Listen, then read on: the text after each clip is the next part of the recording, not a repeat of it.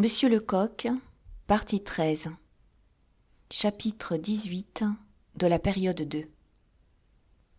Les chances favorables qu'il entrevoyait encore, après les confidences de son fils, le baron d'Escorval avait eu la prudence de les taire. « Mon pauvre Maurice, pensait-il, est désolé mais résigné. Mieux vaut lui laisser la certitude du malheur que l'exposer à un mécompte. » Mais la passion a parfois les éclairs de la double vue. Ce que le baron taisait, Maurice le devina, et il se raccrocha à ce chétif espoir avec l'âpre ténacité du noyé qui, au fond de l'eau, serre encore entre ses mains crispées la planche qui n'a pu le sauver. S'il n'interrogea pas, c'est qu'il était bien persuadé qu'on ne lui dirait pas la vérité. Seulement, dès ce moment, il guetta tout ce qui se passait dans la maison, servi par cette prodigieuse subtilité de sens que communique la fièvre. Il était dans son lit, assoupi en apparence, mais pas un des mouvements du baron ne lui échappait. Ainsi, il entendit passer ses bottes, demander son chapeau et trier une canne parmi celles qui se trouvaient dans le vestibule. Il distingua le grincement des ferrures de la grille extérieure. « Mon père sort », se dit-il. Et si extrême que fût sa faiblesse, il réussit à se traîner jusqu'à la fenêtre, assez à temps pour reconnaître la justesse de ses conjectures. « Si mon père sort, pensa-t-il encore, ce ne peut être que pour se rendre chez monsieur Lacheneur. Donc, il ne désespère pas tout à fait. » Un fauteuil était près de lui. Il s'y laissa tomber, songeant qu'en guettant à la fenêtre le retour de son père, il connaîtrait sa destinée quelques secondes plus tôt. Il la connut au bout de 3 mortelles heures. À la seule attitude de M. d'Escorval, il vit bien que tout, cette fois, était irrémissiblement perdu. Il en fut sûr, comme l'accusé qui a lu sur le visage morne des jurés le verdict fatal qu'ils vont prononcer. Il eut besoin de toute son énergie pour regagner son lit. Il se sentait mourir. Mais bientôt, il eut honte de cette faiblesse qu'il jugeait indigne. Il voulut savoir ce qui s'était passé, demander des détails. Il sonna et dit au domestique qu'il souhaitait parler à son père. M. d'Escorval ne tarda pas à paraître. « Eh bien » cria Maurice. Rien qu'à l'accent de cette question, M. d'Escorval se sentit deviner. Dès lors, à quoi bon nier ? « Lacheneur a été sourd à mes remontrances et à mes prières, » répondit-il d'un ton grave. « Il ne te reste plus qu'à te soumettre, mon fils, sans arrière-pensée. Je ne te dirai pas que le temps emportera jusqu'au souvenir d'une douleur qui te semble en ce moment devoir être éternelle. Tu ne me croirais pas. Mieux vaut te dire « Tu es homme, montre-le par ton courage. » Je te dirai encore « Défends-toi de penser à Marie-Anne. » Comme le voyageur côtoyant un précipice se défend de songer au vertige. « Vous avez vu Marie-Anne, mon père ? Vous lui avez parlé ? » Je l'ai trouvé plus inflexible que Lacheneur.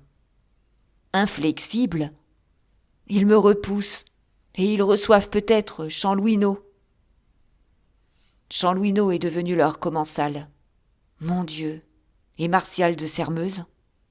Il vient chez eux familièrement, je l'y ai trouvé. Chacune de ces réponses tombait comme un coup d'assommoir sur le front de Maurice. Ce n'était que trop évident. Mais M. d'Escorval s'était armé de l'impassible courage du chirurgien qui, ayant entrepris une périlleuse opération, ne lâche pas ses bistouris parce que le patient hurle et se tord sous le fer. M. d'Escorval voulait éteindre dans le cœur de son fils la dernière lueur d'espoir. « C'en est fait, » répétait Maurice. « Monsieur Lacheneur a perdu la raison. » Le baron hocha la tête d'un air découragé. « C'est ce que je pensais d'abord, » murmura-t-il. « Mais que dit-il pour justifier sa conduite ? Il doit dire quelque chose. » Rien. Il a su esquiver toute explication. « Et vous, mon père, vous qui avez la pratique des hommes, avec toute votre expérience, vous n'avez pu pénétrer ses intentions ? » Entre le moment où Martial de Sermeuse l'avait quitté au milieu de la lande et l'instant présent, M. d'Escorval avait eu le temps de réfléchir. J'ai des soupçons, répondit-il, mais seulement des soupçons. Il se peut que Lacheneur, obéissant aux inspirations de sa haine, rêve quelque vengeance terrible. Qui sait s'il ne songe pas à organiser quelque complot dont il serait le chef. Sa supposition explique tout. Chanlouineau serait comme un autre lui-même. Il ménagerait le marquis de Sairmeuse pour avoir par lui des informations indispensables. Le sang revenait aux joues pâlies de Maurice. Un complot, fit-il, n'explique pas l'obstination de M. Lacheneur à me repousser.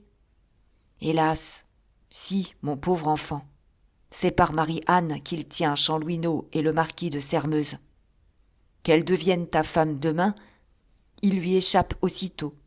Puis, précisément parce qu'il nous aime, il ne voudrait à aucun prix nous mêler à une aventure dont le succès lui paraît au moins incertain. Mais ce ne sont là que des conjectures. En effet, balbutia Maurice, en effet, je reconnais bien qu'il faut se soumettre, se résigner, oublier s'il se peut. Il disait cela parce qu'il voulait rassurer son père, mais il pensait précisément le contraire. Une idée venait d'éclore en son cerveau, vague encore, indéterminée, obscure, à peine distincte, mais qu'il pressentait devoir être une idée de salut. Et, en effet, dès qu'il fut seul, elle se dégagea, elle grandit, elle se précisa. Si Lacheneur organise une conspiration, se disait-il, des complices lui sont nécessaires. Il doit même en chercher. Pourquoi n'irais-je pas m'offrir à lui ? Du jour où je serai de moitié dans ses préparatifs, où je partagerai ses dangers et ses espérances, il lui sera impossible de me refuser encore sa fille. Quoi qu'il veuille entreprendre, je vaux bien Chanlouineau. De là à prendre la résolution d'aller offrir ses services à Lacheneur, il n'y avait qu'un pas. Maurice le franchit, et de ce moment, il ne songea plus qu'à tout faire pour hâter sa convalescence. Elle fut prompte, l'espoir a des vertus merveilleuses, rapide à étonner l'abbé Midon, qui remplaçait le docteur de Montaignac. « Jamais je n'aurais cru que Maurice pût se consoler ainsi, » disait madame d'Escorval, toute heureuse de voir son fils se reprendre à aimer la vie. Mais le baron ne répondait pas. Il tenait pour suspect ce rétablissement presque miraculeux. Il était assailli de défiance. Inquiet, il interrogea son fils, mais si habilement qu'il s'y prit, il n'en put rien tirer. Maurice, que la seule tentation d'un mensonge faisait rougir jusqu'aux oreilles, trouva au service de ses projets l'imperturbable dissimulation d'un vieux diplomate. Il avait décidé qu'il ne dirait rien à ses parents. À quoi bon les inquiéter ? D'un autre côté, il redoutait des remontrances, sentant bien que, plutôt que de subir des empêchements, il déserterait la maison paternelle. Enfin, vers la seconde semaine de septembre, l'abbé Midon déclara que Maurice pouvait reprendre sa vie habituelle et que même, le temps se maintenant au beau, quelques exercices violents lui seraient favorables. Volontiers, Maurice eût embrassé le digne prêtre. « Quel bonheur !» s'écria-t-il. « Je vais donc pouvoir chasser. » La chasse, jusqu'alors, lui avait médiocrement plu, mais il jugeait utile d'afficher cette passion qui pouvait lui fournir de perpétuels prétextes d'absence. Jamais il ne s'était senti si heureux que le matin où, sur les 7 heures, le fusil sur l'épaule, il passa Loisel pour gagner la maison de M. Lacheneur. Ayant réfléchi aux conjectures de son père, il les tenait pour des certitudes, et il ne doutait aucunement du succès de sa démarche. Cependant, en arrivant au bois de la Rêche, il s'arrêta un moment à l'endroit d'où on découvrait la maison. Bien lui en prit, car il vit sortir successivement Jean et Chanlouineau. Ils portaient l'un et l'autre une balle de colporteur. Maintenant, Maurice était sûr que M. Lacheneur et sa fille étaient seuls à la maison.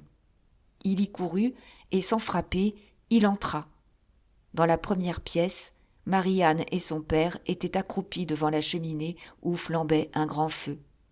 Au bruit de la porte, ils s'étaient retournés. À la vue de Maurice, ils se dressèrent aussi rouges et aussi émus l'un que l'autre. « Que venez-vous faire ici » s'écrièrent-ils en même temps. En toute autre circonstance, Maurice d'Escorval eût été bouleversé par cet accueil ouvertement hostile. En ce moment, non seulement il n'en fut pas troublé, mais c'est à peine s'il le remarqua. « C'est trop d'obstination que de revenir ici contre ma volonté, et après ce que je vous ai dit, monsieur d'Escorval, reprit Lacheneur d'une voix rude. Maurice sourit. Il avait la plénitude de son sang-froid, et même quelque chose de plus, l'étrange lucidité des grandes crises. D'un seul regard, il avait saisi tous les détails de la pièce où il pénétrait, et s'il eût conservé un doute, il se fût envolé. Il avait bien vu, sur le feu, une grande marmite pleine de plomb en fusion et deux moules à balles près des chenets. « Si j'ose me présenter chez vous, monsieur, prononça-t-il d'un ton ferme et grave, c'est que je sais tout. Vos projets de vengeance, je les ai pénétrés. Vous cherchez des hommes pour vous seconder, n'est-ce pas? Eh bien, regardez-moi en face, dans les yeux, et dites-moi si je ne suis pas de ceux qu'un chef s'estime heureux d'enrôler. » Ce fut M. Lacheneur qui perdit contenance. « Je ne sais ce que vous voulez dire, balbutia-t-il, oubliant sa feinte colère. Je n'ai pas de projet. En feriez-vous serment? Alors, pourquoi ces balles que vous êtes occupé à fondre? Conspirateur maladroit. Il fallait au moins fermer votre porte. Un autre que moi pouvait entrer. » Il dit, et joignant l'exemple au précepte, il se retourna et alla pousser le verrou. « Ceci n'est qu'une imprudence, poursuivit-il, mais répondre « arrière » au soldat qui vient à vous librement serait une faute dont vos complices auraient le droit de vous demander compte. Je ne prétends pas, entendez-moi bien, forcer votre confiance. Non. C'est les yeux fermés que je me donne, corps et âme. Quelle que soit votre cause, je la déclare mienne. Ce que vous voulez, je le veux. J'adopte vos plans, vos ennemis sont les miens. Commandez, j'obéirai. Je ne réclame qu'une grâce, celle de combattre, de triompher ou de me faire tuer à vos côtés. »« Oh, refusez, mon père !» s'écria Marie-Anne. « Refusez, accepter serait un crime que vous ne commettrez pas. »« Un crime? Et pourquoi, s'il vous plaît ?»« Parce que, malheureux, notre cause n'est pas la vôtre, parce que le but est incertain, le succès improbable, parce que le danger est partout, de tous côtés. » Une exclamation dédaigneuse et ironique de Maurice l'interrompit. « Et c'est vous, prononça-t-il, vous qui pensez m'arrêter en me montrant les dangers que vous bravez? Maurice! Ainsi donc, si un péril me menaçait, imminent, immense, au lieu de me prêter secours, vous m'abandonneriez? Vous vous cacheriez lâchement en vous disant qu'il périsse pourvu que je sois sauvé? Parlez, est-ce là véritablement ce que vous feriez? » Elle détourna la tête et ne répondit pas. Elle ne se sentait pas la force de mentir. Et elle ne voulait pas dire « j'agirai comme vous ». Maintenant, elle s'en remettait à la décision de son père. « Si je me rendais à vos prières, Maurice, dit M. Lacheneur, avant 3 jours, vous me maudiriez et vous nous perdriez par quelque éclat. Vous aimez Marie-Anne. Saurez-vous voir d'un œil impassible sa position affreuse? Songez qu'elle ne doit décourager absolument ni Chanlouineau, ni le marquis de Sairmeuse. Vous me regardez? Oh, je le sais aussi bien que vous. C'est un rôle indigne que je lui impose. Un rôle odieux où elle laissera ce qu'une jeune fille a de plus précieux en ce monde, sa réputation. » Maurice ne sourcilla pas. « Soit, prononça-t-il froidement, le sort de Marie-Anne sera celui de toutes les femmes qui se sont dévouées aux passions politiques de l'homme qu'elles aimaient, père, frère ou amant. Elle sera injuriée, outragée, calomniée. Qu'importe, elle peut poursuivre sa tâche. Je souffrirai, mais je ne douterai jamais d'elle et je me tairai. Si nous triomphons, elle sera ma femme. Si nous subissons une défaite, » un geste compléta sa pensée, disant plus énergiquement que toutes les affirmations qu'il s'attendait, qu'il se résignait à tout. M. Lacheneur fut visiblement ébranlé. « Au moins, Laissez-moi le temps de réfléchir, dit-il. Il n'y a plus à réfléchir, monsieur. Mais vous êtes un enfant, Maurice, mais votre père est mon ami. Qu'importe. Malheureux, vous ne comprenez donc pas qu'en vous engageant, vous engagez fatalement le baron d'Escorval. Vous croyez ne risquer que votre tête, vous jouez la vie de votre père. Mais Maurice l'interrompit violemment. C'est trop d'hésitation, s'écria-t-il. C'est assez de remontrances. Répondez-moi d'un mot. Seulement, sachez-le bien, si vous me repoussez, je rentre chez mon père, et avec ce fusil que je tiens, je me fais sauter la cervelle. Ce ne pouvait être une menace vaine. On comprenait à son accent que ce qu'il disait, il le ferait. On le sentait si bien que Marie-Anne s'inclina vers son père, les mains jointes, le regard suppliant. « Soyez donc des nôtres, prononça durement M. Lacheneur, mais n'oubliez jamais la menace qui m'arrache mon consentement. Quoi qu'il arrive à vous ou aux vôtres, rappelez-vous que vous l'aurez voulu. » Mais ces sinistres paroles ne pouvaient toucher Maurice. Il délirait, il était ivre de joie. « Maintenant, continua M. Lacheneur, il me reste à vous dire mes espérances et à vous apprendre pour quelle cause. Et qu'est-ce que cela me fait ? Dit insoucieusement Maurice. Il s'avança vers Marie-Anne, lui prit la main qu'il porta à ses lèvres et, riant de ce bon rire de la jeunesse, il s'écria « Ma cause, la voilà !» Lacheneur se détourna. Peut-être songeait-il qu'il suffisait d'un mouvement de sa volonté, d'un sacrifice de son orgueil pour assurer le bonheur de ses deux pauvres enfants. Mais si une pensée de rémission traversa son cerveau, il la repoussa, et c'est de l'air le plus sombre qu'il reprit. « Encore faut-il, monsieur d'Escorval, arrêter nos conventions. Dictez vos conditions, monsieur. D'abord, vos visites ici. Après certains bruits répandus par moi, éveilleraient des défiances. Vous ne viendrez nous voir que de nuit, à des heures convenues d'avance, jamais à l'improviste. » L'attitude seule de Maurice affirmait son consentement. Ensuite, comment traverserez-vous l'Oiselle sans avoir recours au passeur, qui est un dangereux bavard ? Nous avons un vieux canot, je prierai mon père de le faire réparer. Bien. Me promettez-vous aussi d'éviter le marquis de Sermeuse ? Je le fuirai. Attendez, il faut tout prévoir. Il se peut que le hasard, en dépit de nos précautions, vous mette en présence ici. Monsieur de Sermeuse est l'arrogance même, et il vous déteste. Vous le haïssez et vous êtes violent. Jurez-moi que s'il venait à vous provoquer, vous mépriseriez ses provocations. Mais je passerais pour un lâche, monsieur. Probablement. Jurez-vous. Maurice hésitait. Un regard de Marie-Anne le décida. Je jure, prononça-t-il. Pour ce qui est de Chanlouineau, il sera bon de ne lui pas laisser trop voir notre intelligence. Mais c'est mon affaire. Monsieur Lacheneur s'arrêta, réfléchissant, cherchant dans sa mémoire s'il n'oubliait rien.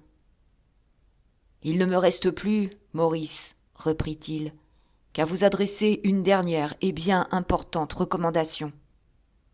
Vous connaissez mon fils ? Certes, nous étions camarades quand il venait en vacances.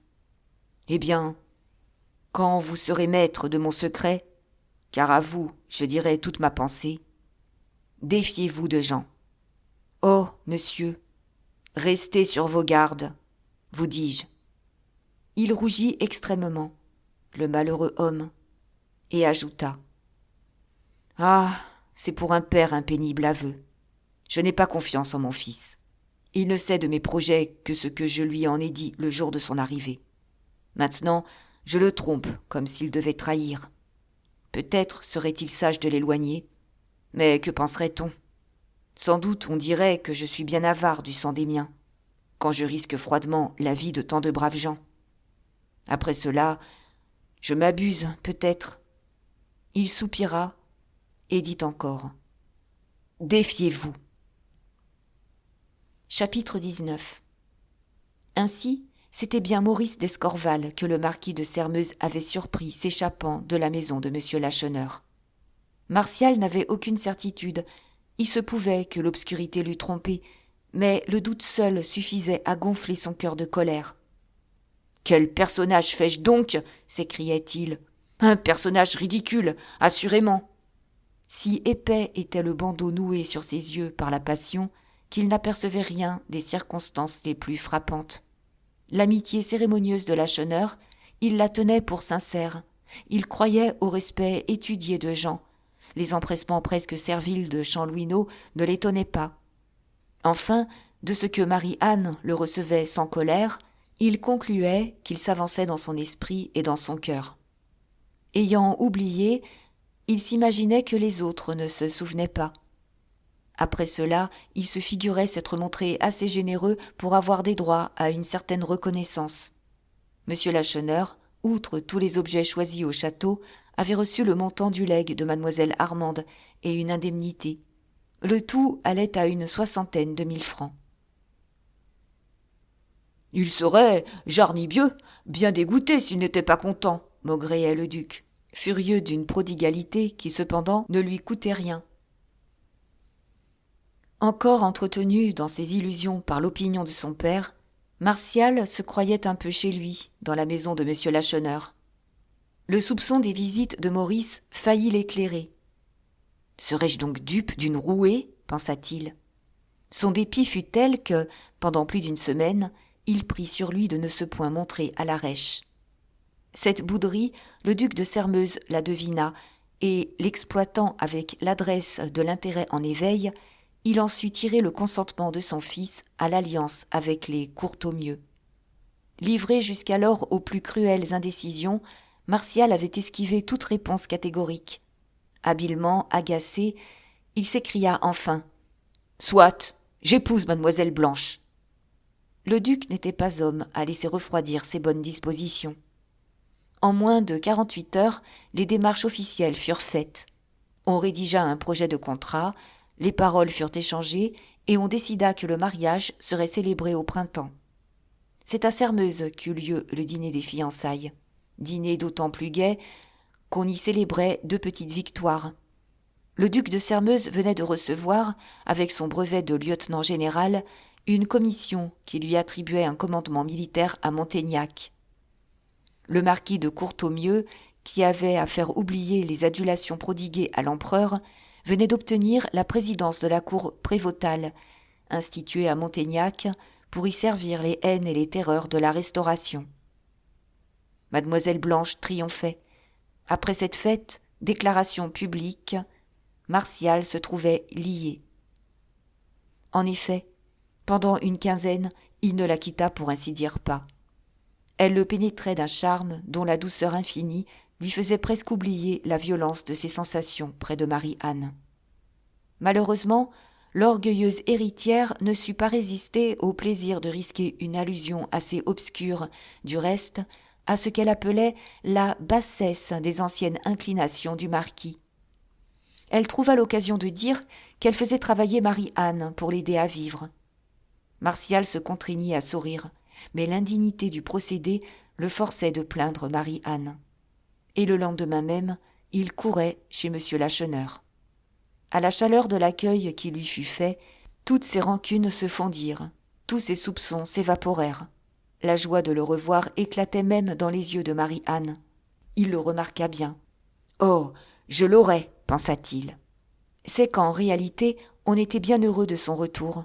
Fils du commandant des forces militaires de Montaignac, gendre ou autant dire du président de la cour prévôtale, Martial devenait un instrument précieux. Par lui, avait dit Lacheneur, nous aurons l'œil et l'oreille dans le camp ennemi. Le marquis de Sairmeuse, le fat, sera notre espion. Il le fut, car il eut vite repris l'habitude de ses visites quotidiennes. Le mois de décembre était venu, les chemins étaient défoncés.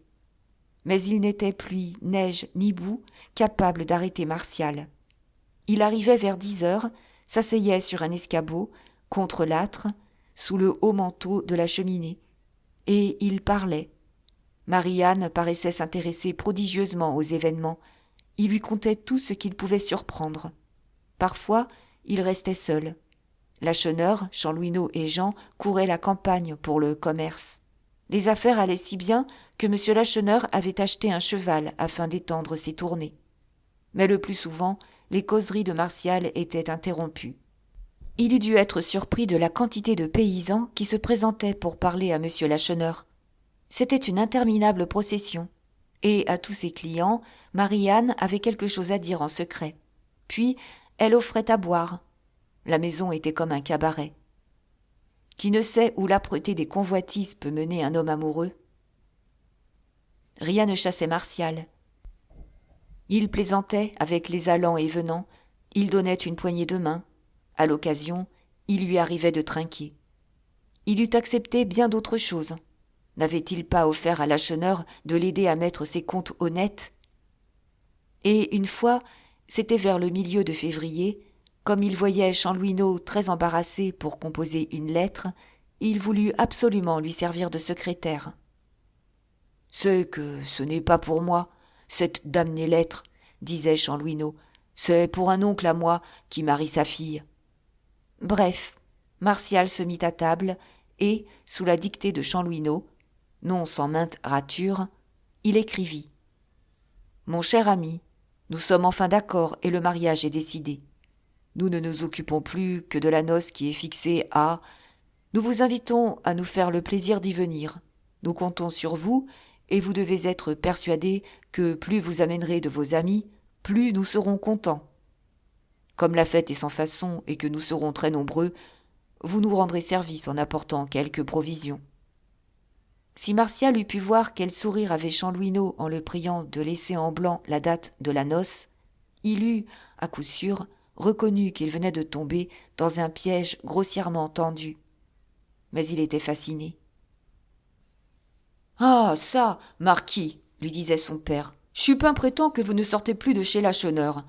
Quand donc en aurez-vous fini avec cette petite ?» Martial ne répondit pas. Il se sentait à la discrétion de cette petite. Près d'elle, il perdait son libre arbitre, et chacun de ses regards le remuait comme une commotion électrique. Elle lui eût demandé de la prendre pour femme, qu'il n'eût pas dit non. Mais Marie-Anne n'avait pas cette ambition.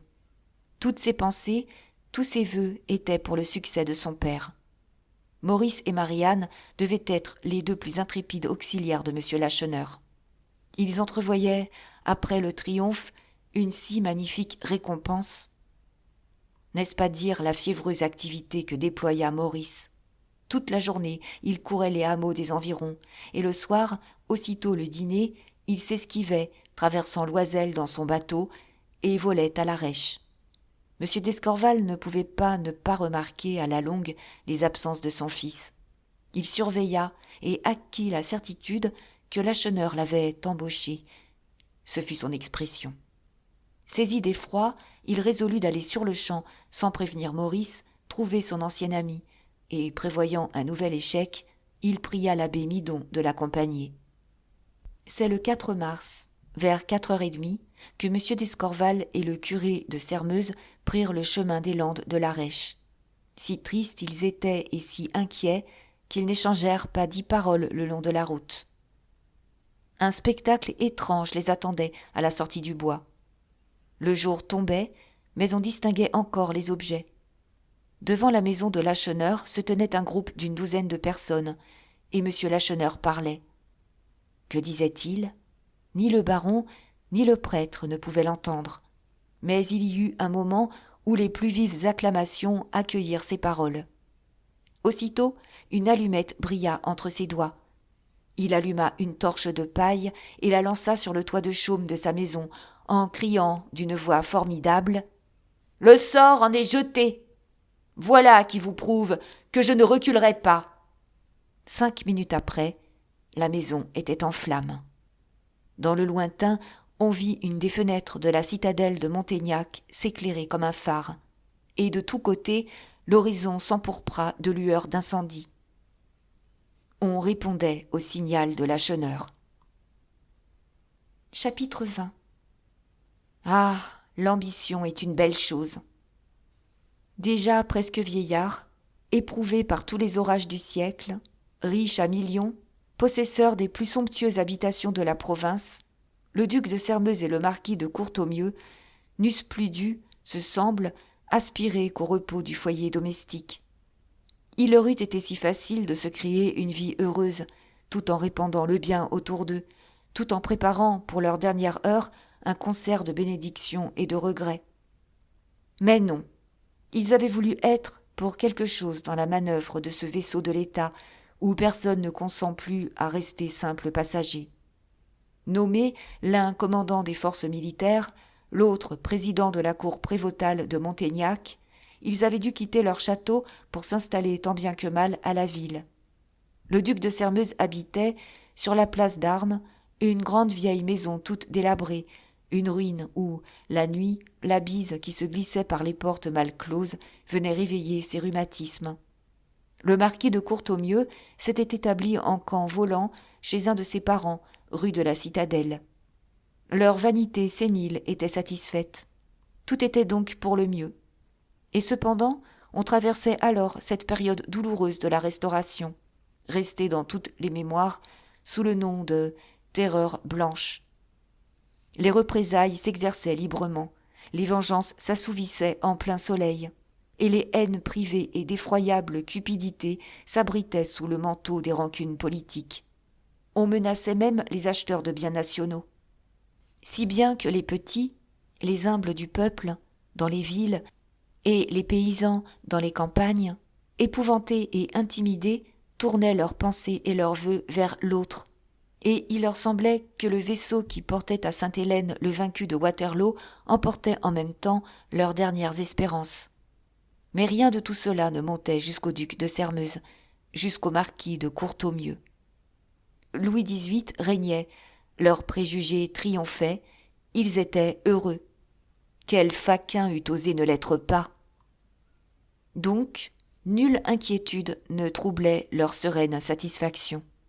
Au pis-aller, n'avaient-ils pas encore des centaines et des milliers d'alliés sous la main? Quelques esprits chagrins leur parlèrent de mécontentement. Ils les traitèrent de visionnaires. Cependant, ce jour du 4 mars 1816, le duc de Sairmeuse se mettait à table quand un grand bruit se fit dans le vestibule de la maison. Il se leva, mais la porte au même moment s'ouvrit et un homme hors d'haleine entra. Cet homme, c'était Chupin, le vieux maraudeur, élevé par M. de Sairmeuse à la dignité de garde-chasse. Évidemment, il se passait quelque chose d'extraordinaire. « Qu'est-ce » interrogea le duc. « Ils viennent, monseigneur » s'écria Chupin. « Ils sont en route. »« Qui ? Qui ?» Pour toute réponse, le vieux maraudeur tendit une copie de la lettre écrite par Martial sous la dictée de Chanlouineau. M. de Sairmeuse lut à haute voix. « Mon cher ami, nous sommes enfin d'accord, et le mariage est décidé. Nous ne nous occupons plus que de la noce qui est fixée au 4 mars. » La date n'était plus en blanc, cette fois, mais tel était l'aveuglement du duc qu'il s'obstinait à ne pas comprendre. « Eh bien » demanda-t-il. Chupin s'arrachait les cheveux. « Ils sont en route » répéta-t-il. « Je parle des paysans. Ils comptent s'emparer de Montaignac, chasser Sa Majesté Louis XVIII, ramener l'autre, ou du moins le fils de l'autre. Gredin de paysans. Ils m'ont trompé. Je me doutais de la chose, mais je ne la croyais pas si proche. » Ce coup terrible, en pleine sécurité, frappait le duc de stupeur. Il demanda. « Combien donc sont-ils ?»« Eh, le sais-je, monseigneur. 2000 peut-être, peut-être 10 000. Tous les gens de la ville sont pour nous. Non, monseigneur, non. Ils ont des complices ici. Tous les officiers à la demi-solde les attendent pour leur tendre la main. Quels sont les chefs? Lacheneur, l'abbé Midon, Chanlouineau, le baron d'Escorval. Assez! Cria le duc. Le danger se précisant, le sang-froid lui revenait. Sa taille herculéenne, courbée par les ans, se redressait. Il sonna à briser la sonnette. Un valet parut. « Mon uniforme » commanda M. de Sairmeuse. « Mes ordres, mon épée, mes pistolets. Faites vite !» Le domestique se retirait abasourdi. « Attends » cria-t-il encore. « Qu'on monte à cheval et qu'on aille dire à mon fils d'accourir ici, bride abattue. Qu'on prenne mes meilleurs chevaux. On peut aller à Sairmeuse et en revenir en 2 heures. » Chupin le tirait par le pan de sa redingote. Il se retourna. « Qu'est-ce encore ?»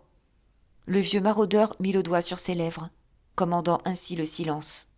Mais dès que le valet fut sorti, « Inutile, monseigneur, dit-il, d'envoyer chercher monsieur le marquis. »« Et pourquoi, maître drôle ?»« C'est que, monseigneur, excusez-moi, je vous suis dévoué. »« Jarnibieux, parleras-tu » Positivement, Chupin regrettait de s'être tant avancé. « Alors donc, bégaya-t-il, monsieur le marquis, eh bien, il en est. » D'un formidable coup de poing, monsieur de Sairmeuse renversa la table. « Tu mens, misérable !» hurla-t-il, en jurant à faire tomber le crépi du plafond. « Tu mens !» Il était à ce point menaçant et terrible que le vieux maraudeur bondit jusqu'à la porte, dont il tourna le bouton, prêt à s'enfuir. « Que j'ai le cou coupé, si je ne dis pas vrai, insista-t-il. Ah, la fille à Lacheneur est une fière enjôleuse. Tous ces galants en sont. Chanlouineau, le petit d'Escorval, le fils de monseigneur, et les autres. » Monsieur de Sairmeuse commençait à vomir un torrent d'injures contre Marie-Anne quand son valet de chambre rentra. Il se tut, endossa son uniforme, ordonna à Chupin de le suivre et s'élança dehors. Il espérait encore que Chupin exagérait, mais quand il arriva sur la place d'Armes, d'où on découvrait une grande étendue de pays, ses dernières illusions s'envolèrent. L'horizon flamboyait, Montaignac était comme entouré d'un cercle de flammes. « C'est le signal, » murmura le vieux maraudeur. « C'est l'ordre de se mettre en route pour la noce, comme ils disent dans la lettre. Ils seront aux portes de la ville vers 2h du matin. » Le duc ne répondit pas. Il ne lui restait plus qu'à se concerter avec monsieur de Courtornieu. Il se dirigeait à grands pas vers la maison du marquis, lorsqu'en tournant court la rue de la Citadelle, il distingua sous une porte 2 hommes qui causaient, et qui, à la vue de ses épaulettes brillant dans la nuit, prirent la fuite. Instinctivement, il s'élança à leur poursuite, et en atteignit un qu'il saisit au collet. « Qui es-tu » interrogea-t-il. « Ton nom ?» Et l'homme se taisant, il le secoua si rudement que 2 pistolets qu'il tenait cachés sous sa redingote tombèrent à terre. « Ah, brigand !» s'écria monsieur de Sairmeuse. « Tu conspires !» Aussitôt, sans un mot, il traîna cet homme au poste de la citadelle, le jeta aux soldats stupéfiés et se précipita chez monsieur de Courtornieu. Il pensait terrifier le marquis. Point, lui avait été bouleversé, son ami sembla ravi. « Enfin, prononça-t-il, voici donc une occasion de faire éclater notre dévouement et notre zèle, et sans danger. Nous avons de bonnes murailles, des portes solides, 3000 hommes de troupe. Ces paysans sont fous. Mais bénissez leur folie, cher duc, et courez faire monter à cheval les chasseurs de Montaignac. » Mais une pensée soudaine l'assombrit. Il se gratta le front et ajouta : « Diable, et moi qui attends Blanche ce soir. Elle a dû quitter Courtornieu après dîner, pourvu qu'il ne lui arrive pas malheur. » Chapitre 21. Le duc de Sairmeuse et le marquis de Courtornieu avaient devant eux plus de temps qu'ils ne croyaient. Les paysans s'avançaient, mais non si vite que l'avait dit Chupin. 2 de ces circonstances qui, fatalement, échappent aux prévisions humaines, devaient disloquer le plan de Lacheneur. Debout, au sommet de la lande, un peu en avant des siens, Lacheneur avait compté les feux qui répondaient à l'incendie qu'il venait d'allumer. Leur nombre répondait à ses espérances. Il eut une exclamation de joie. « Tous nos amis, s'écria-t-il, nous tiennent parole. Ils sont prêts, ils se mettent en route. Partons donc, nous qui devons être les premiers au rendez-vous. » On lui amena son cheval, et déjà il avait le pied à l'étrier quand 2 hommes s'élancèrent des genêts voisins et bondirent jusqu'à lui. L'un d'eux saisit le cheval par la bride. « L'abbé Midon » fit Lacheneur abasourdi. « Monsieur d'Escorval » Et prévoyant peut-être ce qui allait arriver, il ajouta d'un ton de fureur concentrée. « Que me voulez-vous, encore, tous 2 ?»« Nous voulons empêcher l'accomplissement d'une œuvre de délire, » s'écria monsieur d'Escorval. « La haine vous égare, Lacheneur. »« Eh, monsieur, vous ne savez rien de mes projets. Pensez-vous donc que je ne les devine pas ? Vous espérez vous emparer de Montaignac. »« Que vous importe ?» interrompit violemment Lacheneur. Mais monsieur d'Escorval n'était pas homme à se laisser imposer silence. Il saisit le bras de son ancien ami et d'une voix forte, de façon à être entendu par tous les gens du groupe, il poursuivit.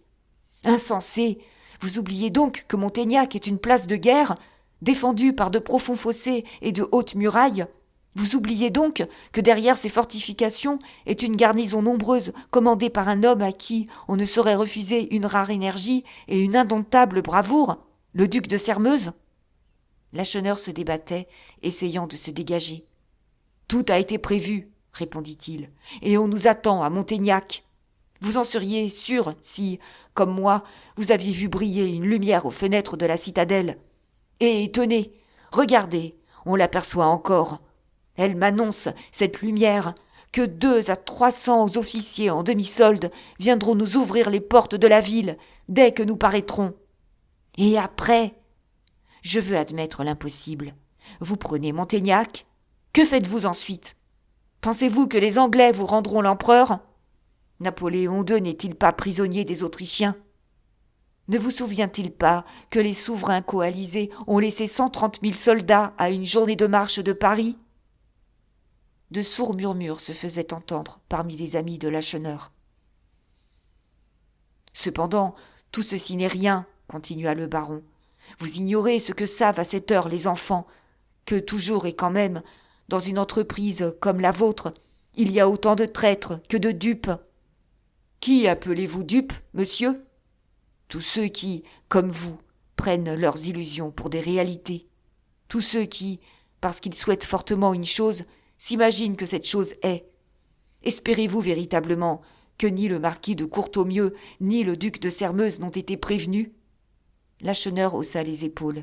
« Qui donc les aurait avertis ?» fit-il. Mais sa tranquillité était feinte.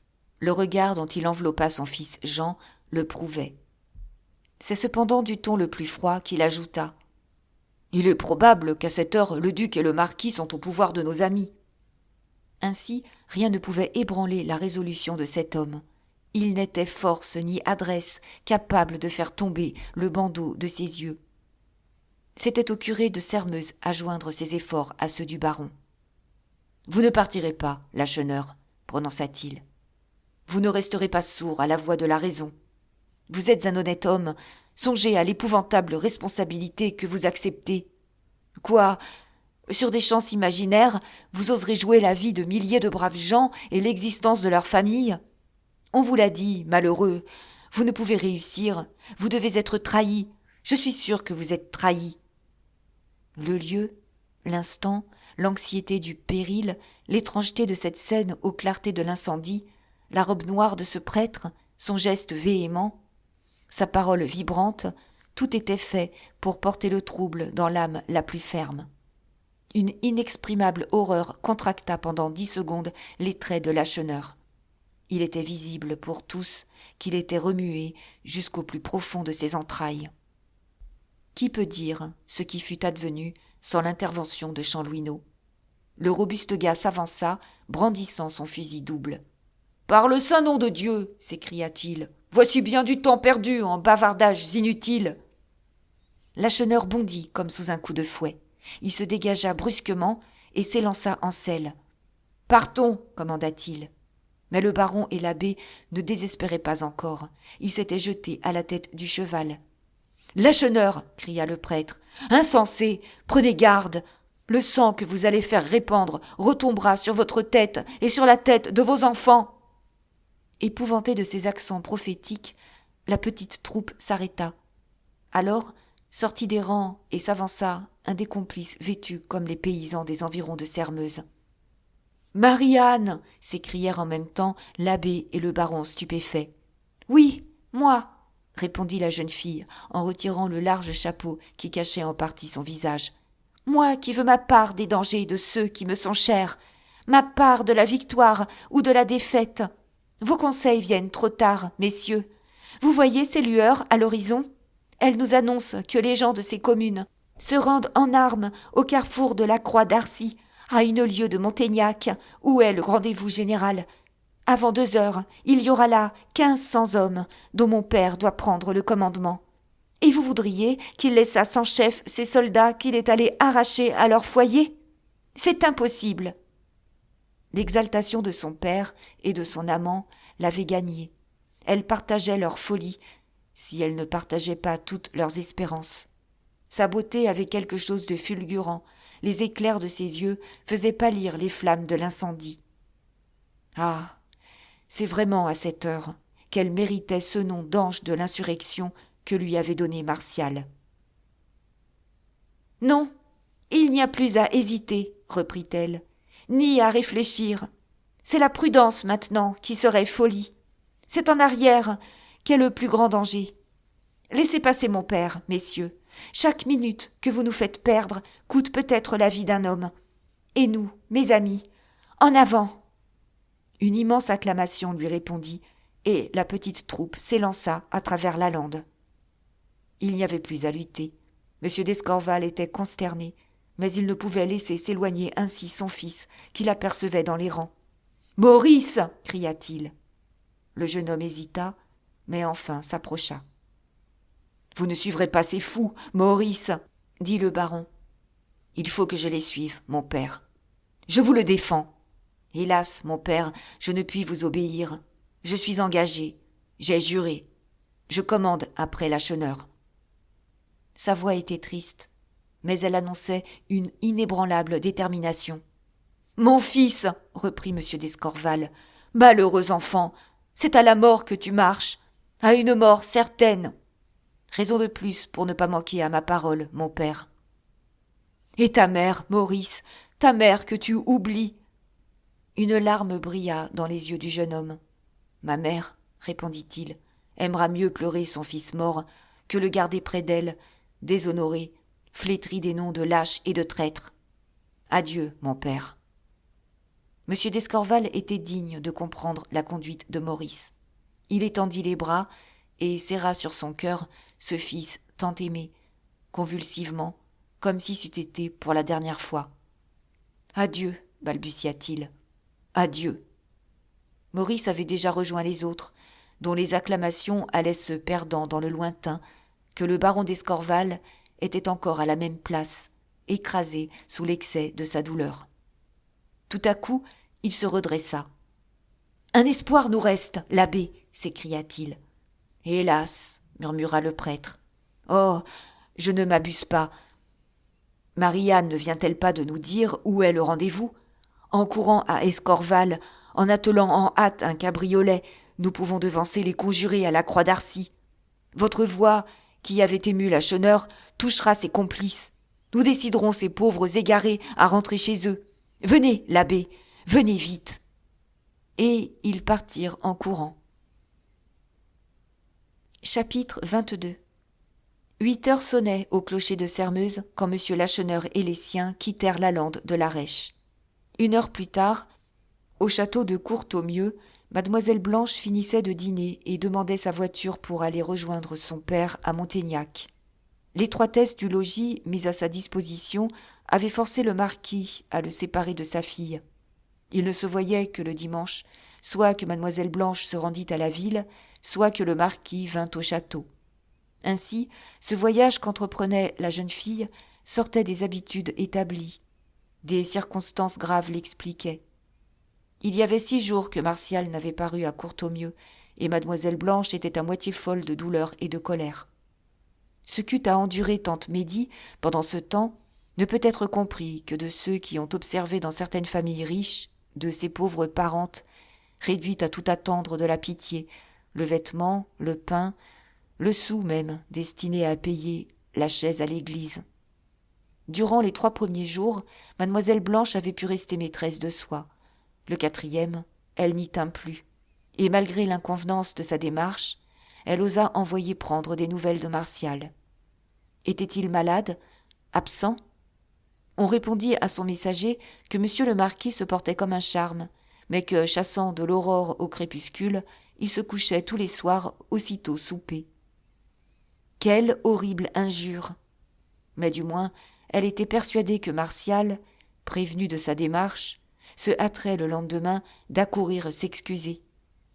Illusion vaine de l'orgueil. Il ne parut pas, il ne daigna pas donner signe de vie.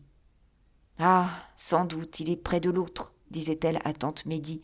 Il est aux genoux de cette misérable Marie-Anne, sa maîtresse. » Elle disait ainsi, ayant fini par croire, cela arrive, aux calomnies qu'elle-même avait inventées. En cette extrémité, elle se décida à se confier à son père, et elle lui écrivit pour lui annoncer son arrivée. Laisser voir le déchirement de son âme, l'excès de son amour et de sa jalousie lui paraissait une atroce humiliation, mais ses souffrances étaient intolérables. Elle voulait que son père contraignît Lacheneur à quitter le pays. Ce devait être un jeu pour lui, revêtu d'une autorité presque discrétionnaire, à une époque où une attitude tiède pouvait être un prétexte de proscription. Le calme qui résulte du parti pris lui était revenu quand elle quitta Courtaumieux, et ses espérances débordaient en phrases passionnées que la parente pauvre subissait avec son habituelle résignation. « Enfin, disait-elle, je serai donc débarrassée de cette coureuse, de cette effrontée. Nous verrons bien s'il a l'audace de la suivre. » La suivrait-il ? Oh non, il n'oserait. Quand la voiture traversa le village de Sermeuse, Mademoiselle Blanche y remarqua une animation inaccoutumée. Il y avait encore de la lumière dans toutes les maisons, les cabarets paraissaient pleins de buveurs, on apercevait des groupes animés sur la place. Enfin, sur le pas des portes, des commères causaient. Mais qu'importait à Mademoiselle de Courtaumieux ? C'est seulement à une lieue de Sermeuse qu'elle fut tirée de ses préoccupations. « Écoute, tante Médie, dit-elle tout à coup, entends-tu » La parente pauvre prêta l'oreille. On entendait de lointaines clameurs qui, à chaque tour de roue, devenaient plus distinctes. « Sachons ce que c'est, » fit Mademoiselle Blanche.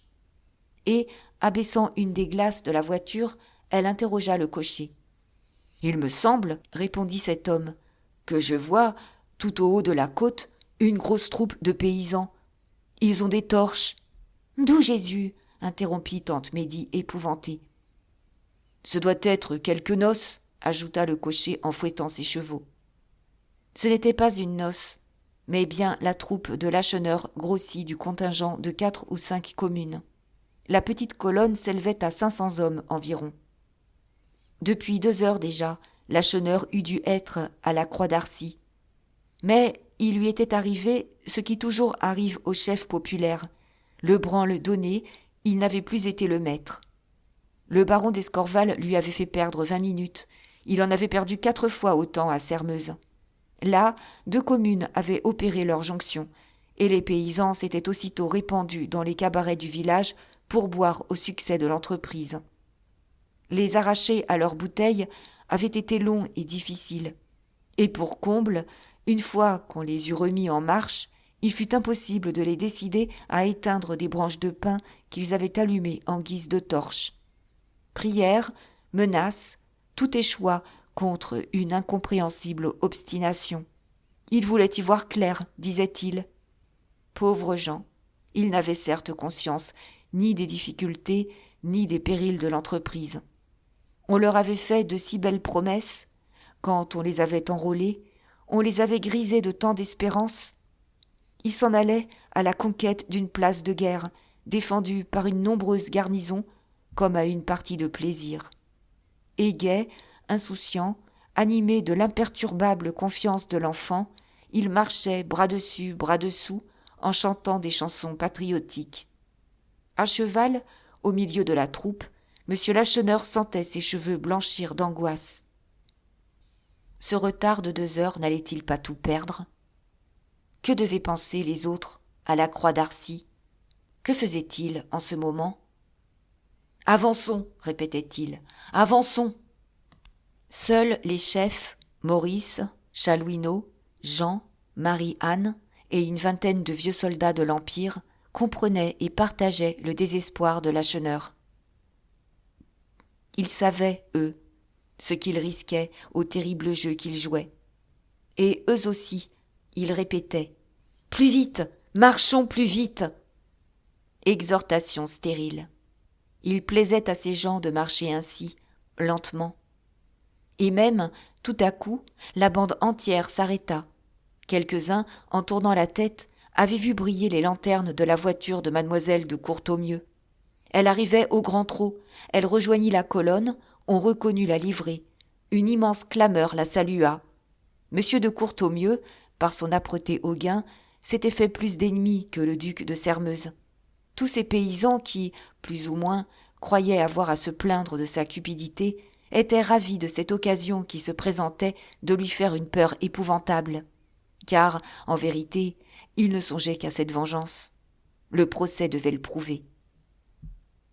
Grande fut donc la déception quand, la portière ouverte, on aperçut à l'intérieur que mademoiselle Blanche et tante Médie qui poussaient des cris perçants. Mademoiselle de Courtornieu était brave. « Qui êtes-vous » demanda-t-elle hardiment. « Et que voulez-vous » ?»« Demain vous le saurez, » répondit Chanlouineau qui s'était avancé. « Pour ce soir, vous êtes notre prisonnière. »« Vous ignorez qui je suis, mon garçon, je le vois bien. »« Pardonnez-moi, et c'est pour cela que je vous prie de descendre. »« Il faut qu'elle descende, n'est-ce pas, monsieur d'Escorval ?»« Eh bien, moi je déclare que je ne descendrai pas, » dit mademoiselle Blanche. « Arrachez-moi d'ici, si vous l'osez. » On eût osé, certainement, sans Marie-Anne qui arrêta plusieurs paysans prêts à s'élancer. « Laissez passer librement mademoiselle de Courtornieu, » dit-elle. Mais cela pouvait avoir de telles conséquences que Chanlouineau eut le courage de résister. « Cela ne se peut, Marie-Anne, » dit-il. « Elle irait prévenir son père. Il faut la garder en otage. Sa vie peut répondre de la vie de nos amis. » Mademoiselle Blanche n'avait pas plus reconnu le déguisement masculin de son ancienne amie qu'elle n'avait soupçonné le but de ce grand rassemblement d'hommes. Le nom de Marie-Anne, prononcé après celui de d'Escorval, l'éclaira. Elle comprit tout et frémit de rage à cette pensée qu'elle était à la merci de sa rivale. Du moins, ne voulut-elle pas subir de protection. « C'est bien, » fit-elle, « nous descendons. » Son ancienne amie l'arrêta. « Non, dit-elle, non, ce n'est pas ici la place d'une jeune fille. »« D'une jeune fille honnête, devriez-vous dire. » Chanlouineau était à 2 pas, armé. Si un homme eût tenu ce propos, il était mort. Marie-Anne ne daigna pas entendre. « Mademoiselle va rebrousser chemin, » ordonna-t-elle, « et comme elle pourrait gagner Montaignac par la traverse, 2 hommes vont l'accompagner jusqu'à Courtornieu. » Elle commandait, on obéit. La voiture, retournée, s'éloigna, mais non si vite que Marie-Anne ne put entendre mademoiselle Blanche qui lui criait « Garde-toi bien, Marie-Anne, je te ferai payer cher l'insulte de ta générosité. » Les heures volaient, cependant. Cet incident venait de prendre 10 minutes encore, 10 siècles, et pour comble, les dernières apparences d'ordre avaient disparu. Monsieur Lacheneur pleurait de rage, mais il comprit la nécessité d'un parti suprême. Tout retard, désormais, devenait mortel. Il appela Maurice et Chanlouineau. « Je vous remets le commandement, » leur dit-il. « Faites tout au monde pour hâter la marche de ces insensés. Moi, je cours à la Croix d'Arcy. Il y va de notre vie à tous. » Il partit, en effet, mais arrivé à moins de 500 mètres en avant de sa troupe, il distingua au loin, sur la route blanche, 2 points noirs qui s'avançaient et grossissaient rapidement. C'étaient 2 hommes qui, les coudes au corps, le buste en avant, ménageant leur haleine, couraient. L'un était vêtu comme les bourgeois aisés, l'autre portait un vieil uniforme de capitaine des guides de l'empereur. Un nuage passa devant les yeux de Lacheneur quand il reconnut 2 de ses officiers à demi-solde qui devaient lui ouvrir une des portes de Montaignac, complices dévoués qui haïssaient la Restauration autant que lui-même, dont la voix devait troubler les soldats du duc de Sairmeuse et qui avaient assez de courage pour en donner à tous les poltrons qu'on pourrait leur amener. « Qu'arrive-t-il » leur cria-t-il d'une voix affreusement altérée. « Tout est découvert. Grand Dieu ! Le major Carigny est arrêté. Par qui? Comment? Ah, c'est une fatalité. Au moment où nous convenions de nos dernières mesures pour surprendre chez lui le duc de Sairmeuse, le duc lui-même est survenu. Nous nous sommes enfuis, mais ce noble de malheur a poursuivi Carigny, l'a atteint, l'a pris au collet et l'a traîné à la citadelle. » Lacheneur était anéanti. La sinistre prophétie de l'abbé Midon bourdonnait à ses oreilles. « Aussitôt, continua l'officier, j'ai averti les amis et j'accours vous prévenir. C'est un coup manqué. » Il n'avait que trop raison. Et Lacheneur le savait mieux que personne. Mais, aveuglé par la haine et par la colère, il ne voulait pas avouer, il ne voulait pas s'avouer d'irréparables désastres. Par un prodige de volonté, il parvint à affecter un calme bien éloigné de son âme. « Vous êtes prompts à jeter le manche après la cognée, messieurs, dit-il d'un ton amer. Nous avons une chance de moins, et voilà tout. Un diable, vous avez donc des ressources que nous ignorons ? Peut-être, cela dépend. Vous venez de passer à la Croix d'Arcy. Avez-vous dit à quelqu'un quelque chose de ce que vous venez de m'apprendre ? Pas un mot, à personne. Combien avons-nous d'hommes au rendez-vous ? Au moins 2000. En quelle disposition ? Ils brûlent d'agir, ils maudissent nos lenteurs, ils nous ont recommandé de vous supplier de vous hâter. Lacheneur eut un geste menaçant. En ce cas, fit-il, la partie n'est pas perdue. Attendez ici les gens que je précède, et dites-leur simplement que vous êtes envoyés pour les presser. Pressez-les surtout, et comptez sur moi, je réponds du succès. Il dit, et enfonçant les éperons dans le ventre de son cheval, il reprit sa course. Il venait de tromper ces 2 hommes. De ressources, il n'en avait aucune. Il ne conservait pas même la plus chétive espérance. C'était un abominable mensonge, mais il avait, en quelque sorte, perdu son libre arbitre. L'édifice si laborieusement élevé s'écroulait. Il voulait être enseveli sous les ruines. On devait être vaincu, il en était sûr. N'importe, on se battrait. Il chercherait la mort, et il la trouverait. Et il pensait, pourvu qu'on ne se lasse pas, là-bas. Là-bas, à la Croix d'Arcy, on l'accusait. Après le passage des 2 officiers à demi-solde, les murmures s'étaient changés en imprécations.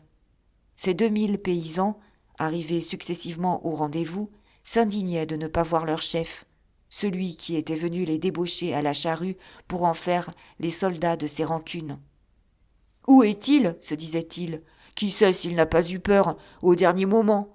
Peut-être se cache-t-il pendant que nous sommes ici, risquant notre peau et le pain de nos enfants ?» Et déjà, ces terribles épithètes, traître, agent provocateur, circulaient de bouche en bouche et gonflaient de colère toutes les poitrines. Quelques-uns des conjurés étaient d'avis de se disperser, mais d'autres, et c'étaient les plus influents, voulaient au contraire qu'on marchât sur Montaignac sans Lacheneur, et cela sur le champ, sans attendre seulement le moment fixé pour l'attaque. Mais toutes les délibérations furent interrompues par le galop furieux d'un cheval. Un cabriolet parut qui s'arrêta au milieu du carrefour. 2 hommes en descendirent, le baron d'Escorval et l'abbé Midon. Ils avaient pris la traverse et devancé Lacheneur. Ils respirèrent, ils pensèrent qu'ils arrivaient à temps. Hélas, ici comme là-bas, sur la lande de la Rêche, tous leurs efforts, leurs supplications et leurs menaces devaient se briser contre la plus aveugle obstination. Ils étaient venus avec l'espoir d'arrêter le mouvement, ils le précipitèrent. « Nous sommes trop avancés pour reculer !» s'écria un propriétaire des environs, chef reconnu en l'absence de Lacheneur. « Si la mort est devant nous, elle est aussi derrière nous. Attaquer et vaincre, telle est notre unique chance de salut. Marchons donc, et à l'instant, c'est le seul moyen de déconcerter nos ennemis. Lâche qui hésite. En avant !» Une seule et même acclamation lui répondit. « En avant !» Aussitôt, on tire de son étui un drapeau tricolore, ce drapeau tant regretté, qui rappelait tant de gloire et de si grands malheurs. Un tambour bat la marche, et la colonne entière s'ébranle au cri de « Vive Napoléon II !» Pâle, les vêtements en désordre, la voix brisée par la fatigue et l'émotion, M. d'Escorval et l'abbé Midon s'obstinent à suivre les conjurés. Il voit à quel précipice courent ces pauvres gens, et il demande à Dieu une inspiration pour les arrêter. En 50 minutes, la distance qui sépare la Croix d'Arcy de Montaignac est franchie. Bientôt, on aperçoit la porte de la citadelle, qui est celle que doivent livrer les officiers à demi-solde. Il est 11 heures, et cependant cette porte est ouverte. Cette circonstance ne prouve-t-elle pas aux conjurés que leurs amis de l'intérieur sont maîtres de la ville et qu'ils les attendent en force ? Ils avancent donc sans défiance, si certains du succès que ceux qui ont des fusils ne prennent seulement pas la peine de les armer. Seuls, M. d'Escorval et l'abbé Midon pressentent une catastrophe. Le chef de l'expédition est près d'eux. Il le conjure de ne pas négliger les plus vulgaires précautions.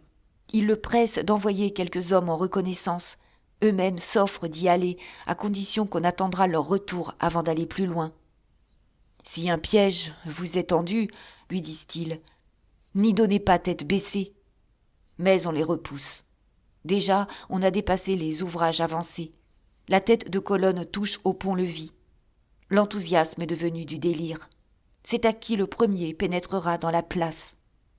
Hélas, à ce moment, un coup de pistolet est tiré. C'est un signal, car aussitôt, de tous côtés, éclate une fusillade terrible. 3 ou 4 paysans tombent mortellement frappés. Tous les autres s'arrêtent, glacés de stupeur, cherchant d'où partent les coups. L'indécision est affreuse. Cependant, un chef énergique électriserait ces paysans. Il y a parmi eux d'anciens soldats de Napoléon. La lutte s'engagerait, épouvantable, dans l'obscurité. Mais ce n'est pas le cri de « en avant » qui se fait entendre. La voix d'un lâche jette le cri des paniques. « Nous sommes vendus, sauf qui peut !» Dès lors, c'en est fait de l'expédition. La peur, une folle peur, s'empare de tous ces braves gens, et ils s'enfuient éperdus, balayés comme des feuilles sèches par la tempête. Chapitre 23. Les stupéfiantes révélations de Chupin, l'idée que Martial, l'héritier de son nom, conspirait peut-être avec des paysans, l'arrestation si imprévue d'un des conjurés de l'intérieur, toutes ces circonstances avaient bouleversé le duc de Sairmeuse. Le sang-froid gouailleur du marquis de Courtaumieux rendit à ses facultés leur équilibre. Retrouvant l'énergie de sa jeunesse, il courut aux casernes, et moins d'une demi-heure plus tard, 500 fantassins et 300 cavaliers des chasseurs de Montaignac étaient sous les armes, la giberne garnie de cartouches. Avec ces forces seulement, faire avorter le mouvement sans effusion de sang n'était qu'un jeu. Il suffisait de fermer les portes de la ville. Ce n'était pas, avec leurs fusils de chasse et leurs bâtons, que ces pauvres campagnards pouvaient forcer l'entrée d'une place de guerre. Mais tant de modération ne devait pas convenir à un homme d'un tempérament violent, tel que M. de Sairmeuse, impatient de lutte et de bruit, et que stimulait encore l'ambition de montrer son zèle. Il ordonna donc de laisser ouverte cette porte de la citadelle, qui devait être livrée, et fit cacher une partie de ses fantassins derrière les parapets des ouvrages avancés. Quant à lui, il s'établit à une porte d'où, découvrant parfaitement la route, il pouvait choisir son moment pour donner le signal du feu. Chose étrange, cependant, sur 400 balles tirées de moins de 20 mètres, sur une masse de 1500 hommes, 3 seulement avaient porté. Plus humains que leur chef, presque tous les soldats avaient déchargé leurs fusils en l'air. Mais le duc de Sairmeuse n'avait pas de temps à perdre à ces considérations. Il enfourcha son cheval et, à la tête de 500 hommes environ, cavaliers et fantassins, il s'élança sur les traces des fuyards. Les paysans avaient plus de 20 minutes d'avance. Pauvres gens, il leur eût été bien facile de déjouer toutes les poursuites. Ils n'avaient qu'à se disperser, qu'à s'égayer, comme autrefois les gars de la Vendée. Malheureusement, bien peu eurent l'idée de se jeter isolément à travers champs.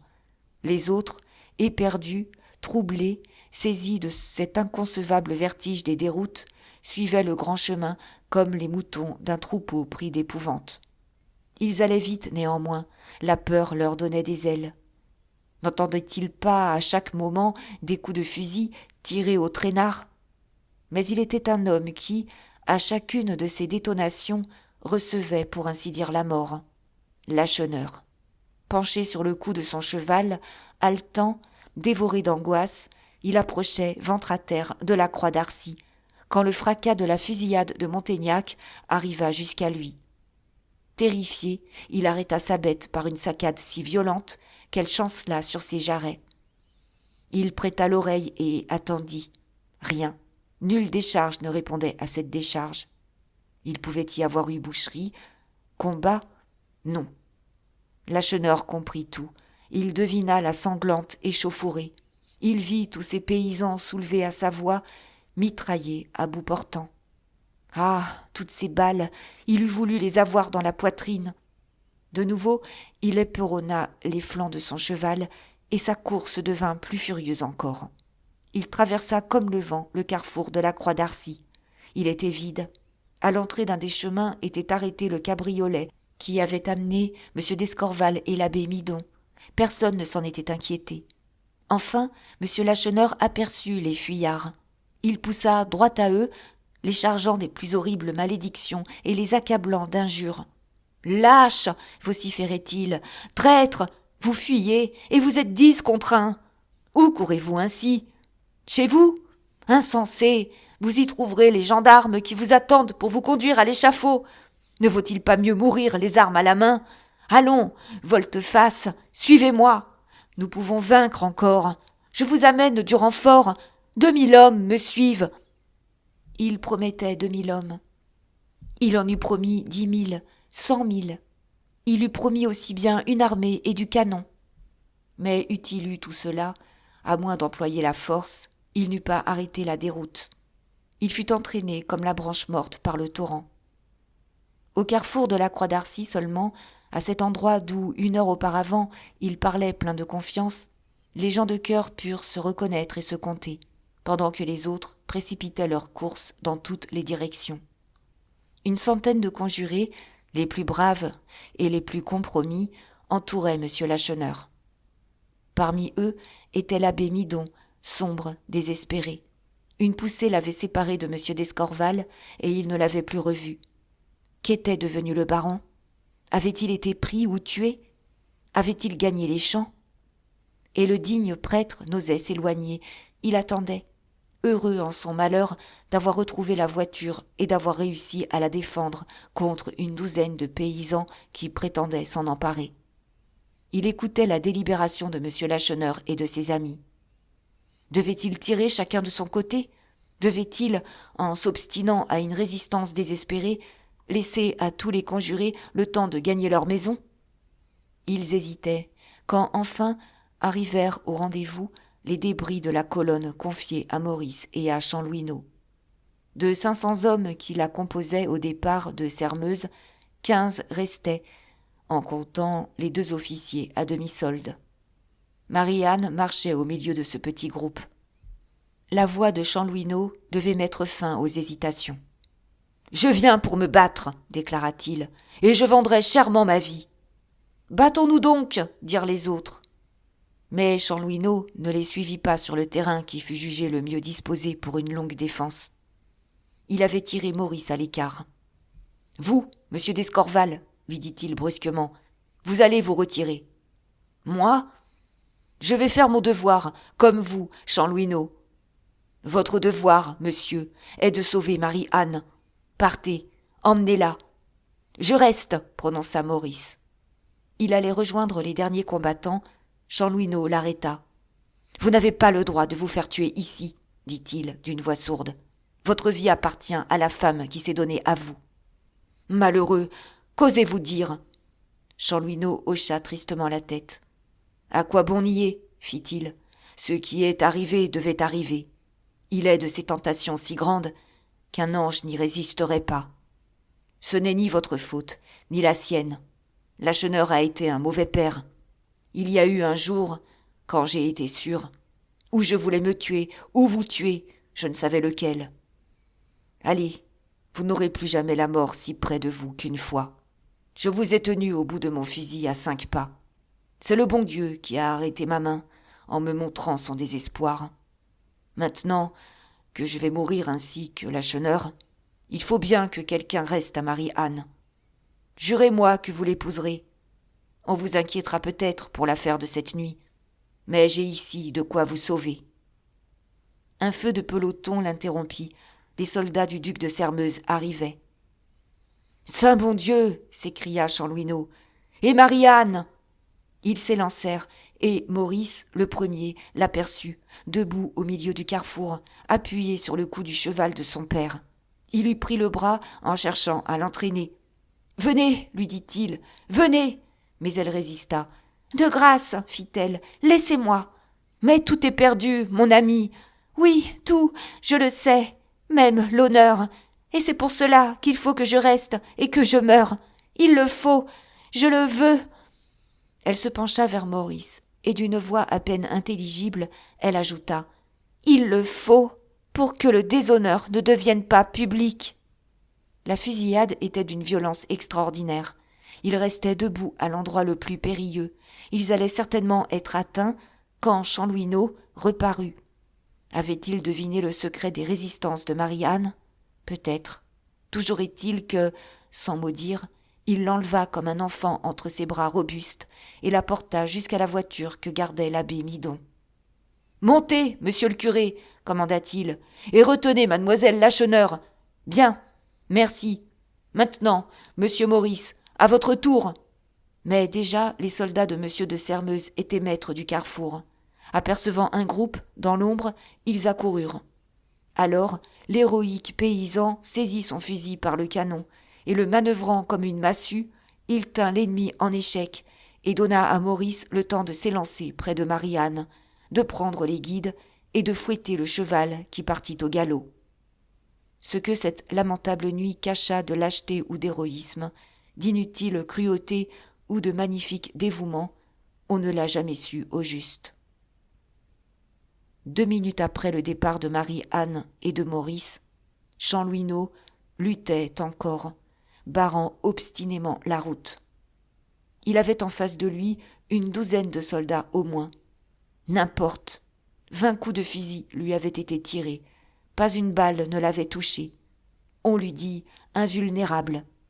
« Rends-toi » lui criaient les soldats, émus de tant de bravoure. « Rends-toi ! Jamais, jamais !» Il était effrayant. Il trouvait au service de son courage une vigueur et une agilité surhumaines. Malheur à qui se trouvait à portée de ces terribles moulinets. C'est alors qu'un soldat, confiant son arme à un camarade, se jeta à plat ventre et, rampant dans l'ombre, alla saisir aux jambes, par derrière, ce héros obscur. Il chancela comme un chêne sous la hache, se débattit furieusement et enfin, perdant plante, tomba en criant d'une voix formidable « À moi, les amis, à moi !» Nul ne répondit à son appel. À l'autre extrémité du carrefour, les conjurés, après une lutte désespérée, combat d'hommes qui ont fait le sacrifice de leur vie, les conjurés cédaient. Le gros de l'infanterie du duc de Sairmeuse accourait. On entendait les tambours battant la charge, on apercevait les armes brillant dans la nuit. Lacheneur, qui était resté à la même place, immobile sous les balles, sentit que ses derniers compagnons allaient être écrasés. En ce moment suprême, le passé lui apparut fulgurant et rapide comme l'éclair. Il se vit et se jugea. La haine l'avait conduit au crime. Il se fit horreur pour les hontes qu'il avait imposées à sa fille. Il se maudit pour les mensonges dont il avait abusé tous ces braves gens qui se faisaient tuer. C'était assez de sang comme cela. Ceux qui restaient, il fallait les sauver. « Cessez le feu, mes amis !» commanda-t-il. « Retirez-vous !» On lui obéit, et il put voir comme des ombres qui s'éparpillaient dans toutes les directions. Il pouvait fuir aussi, lui. Ne montait-il pas un vaillant cheval qui l'emporterait vite loin de l'ennemi ? Mais il s'était juré qu'il ne survivrait pas au désastre. Déchiré de remords, désespéré, fou de douleur et de rage impuissante, il ne voyait d'autre refuge que la mort. Il eût pu l'attendre, elle approchait. Il aima mieux courir au-devant d'elle. Il rassembla son cheval, l'enleva de la bride et des éperons et le lança sur les soldats du duc de Sairmeuse. Le choc fut rude. Les rangs s'ouvrirent et il y eut un instant de mêlée furieuse. Mais bientôt, le cheval de Lacheneur, le poitrail ouvert par les baïonnettes, se cabra.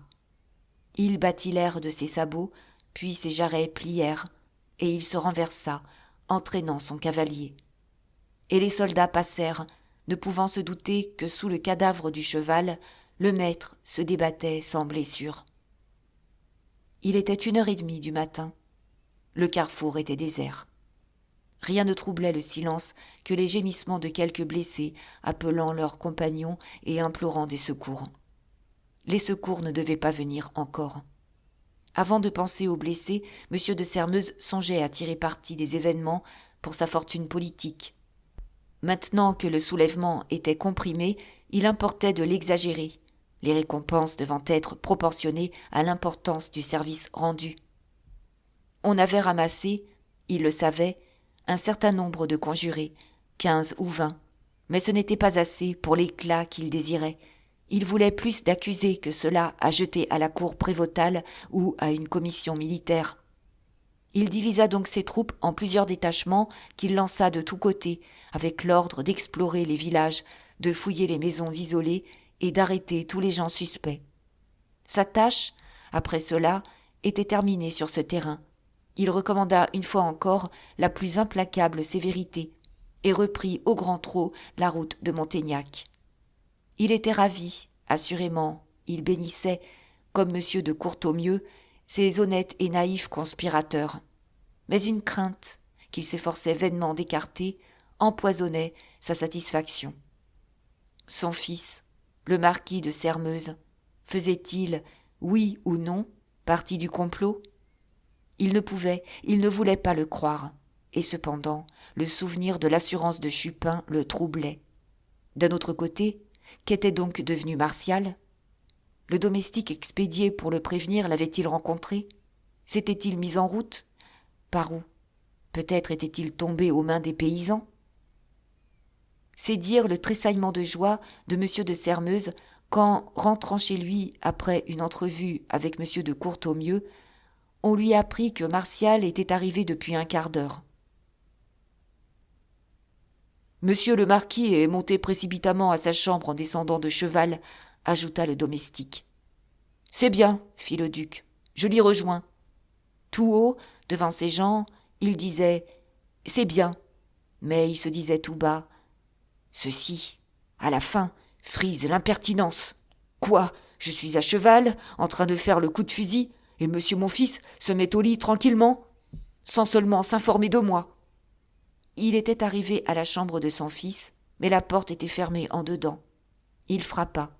« Qui est là ?» demanda Martial. « Moi, ouvrez !» Martial retira le verrou.